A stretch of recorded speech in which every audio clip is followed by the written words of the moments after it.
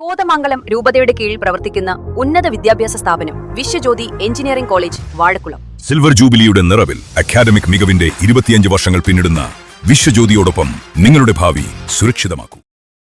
കുടുംബത്തിന് നെടുന്തൂണായി നിൽക്കേണ്ടവരെല്ലാം കിടപ്പുരോഗികളായി മാറിയതോടെ ദുരിതത്തിലായിരിക്കുകയാണ് ഒരു കുടുംബം. പുന്നേക്കാട് സ്വദേശി മംഗലത്ത് സജി കുര്യാക്കോസും കുടുംബവുമാണ് ദുരിതത്തിലായിരിക്കുന്നത്. കുടുംബത്തിന് നെടുംതൂണായി നിൽക്കേണ്ടവരെല്ലാം കിടപ്പ് രോഗികളായി മാറിയതോടെ ദുരിതത്തിലായിരിക്കുകയാണ് ഒരു കുടുംബം.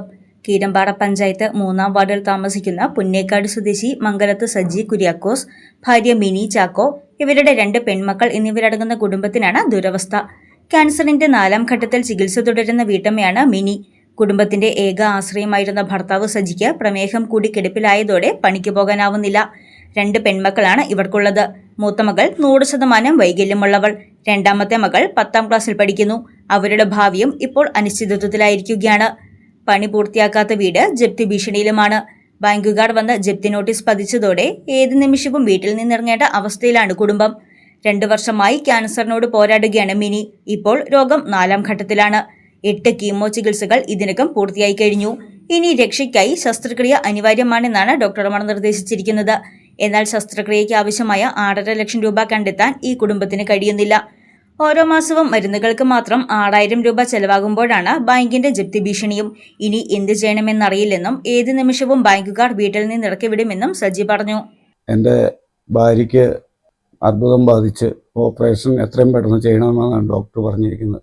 എൻ്റെ മൂത്ത കൊച്ചിന് ജന്മനാൽ 100% വികലാംഗിയാണ്. അതിൻ്റെ കാര്യങ്ങളും ചികിത്സാ കാര്യങ്ങളൊക്കെ നോക്കണം. എൻ്റെ ഇളയ മോള് 10ൽ പഠിക്കുന്നു. ഇതുകൂടാണ്ട് എൻ്റെ സ്ഥലം ഞങ്ങൾ കേരള ബാങ്കിൽ കീരമ്പാറ പണയം വെച്ചിട്ടുണ്ട്. 10 ലക്ഷം രൂപയാണ് പണയം വെച്ചത്. ഈ അസുഖം കാരണം ഞങ്ങൾക്ക് ആ ബാങ്കിൽ അതിൻ്റെ പലിശയും മുതലും ഗഡുക്കളായി അടയ്ക്കാൻ സാധിച്ചില്ല. ഞങ്ങളെ കൊണ്ട് ഒരു കഴിവുമില്ല. ജപ്തിനോട് ഭീഷണിയും ഫോണികളെ നിരന്തരം ഭീഷണിപ്പെടുത്തുകയും ജപ്തി നോട്ടീസ് 2026 ഫെബ്രുവരി 25 കൂടി വീട്ടിൽ ഫ്രണ്ടിൽ പതിക്കുകയും ചെയ്തു. എത്രയും പെട്ടെന്ന് ഇന്നലെ വരെ ഞങ്ങൾ വിളിച്ചു, ബാങ്കിൽ നിന്ന് ഭീഷണിപ്പെടുത്തി. എത്രയും പെട്ടെന്ന് പൈസ അടച്ചില്ലെങ്കിൽ ഞങ്ങൾ പറഞ്ഞതിന് മുമ്പ് ഇറങ്ങിക്കോളും എന്നാണ് പറഞ്ഞേക്കണം.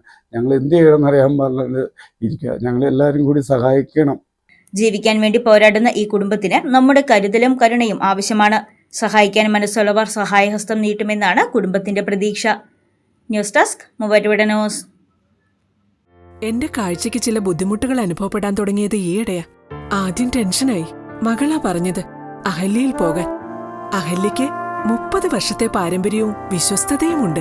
അഹല്യയിലെ വിദഗ്ധരായ ഡോക്ടർമാരുടെ ചികിത്സ കൊണ്ട് എനിക്ക് എന്റെ കാഴ്ചശക്തി പൂർണ്ണമായും തിരിച്ചു കിട്ടി. ഇപ്പൊ എനിക്ക് ഈസിയായി വായിക്കാം. നേത്ര സംരക്ഷണത്തിന് നമ്മുടെ Ahalya. Ahalya foundation eye hospital, കേരളത്തിൽ എല്ലായിടത്തും.